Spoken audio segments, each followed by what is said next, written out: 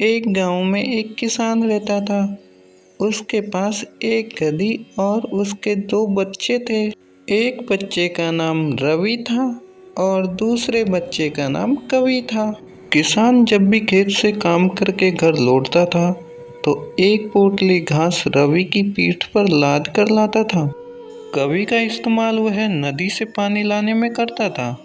रोज की तरह किसान अपने खेत से काम करके लौट रहा था। घास की गठरी रवि की पीठ पर लदी हुई थी। उस दिन घास की गठरी बहुत अधिक होने के कारण उसमें बहुत वजन था, जिसके कारण से रवि कुछ ही दूर चलकर थक गया था। उस दिन साथ में कवि भी था। रवि ने कवि से कहा, कवि भाई, जरा मेरी मदद कर दो। घास की गठरी बहुत भारी है। तुम भी कुछ बोझ उठा लो, उससे बोझ आधा आधा बट जाएगा। कवि बहुत घमंडी था। उसने कहा, ये क्या कह रहे हो तुम? कवि हूँ मैं, कवि, और तुम गधे। मेरा काम पानी भरकर लाना है और तुम्हारा काम बोझा ढोकर लाना है। इसलिए अपना काम खुद करो, मेरे सर पर मत डालो। कवि की ये बात सुनकर रवि दंग रह गया, पर क्या करता, बोझ उठाए चलता रहा।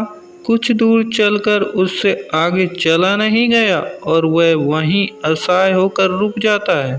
किसान ने जब रवि की हालत देखी तो उसे उस पर दया आ गई।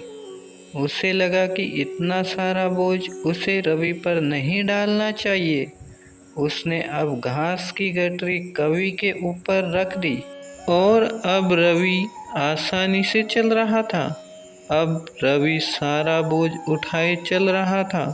पूरे रास्ते कवि सोचता रहा, काश मैंने रवि की बात को मान लिया होता तो पूरा बोझ लेकर नहीं चलना पड़ता।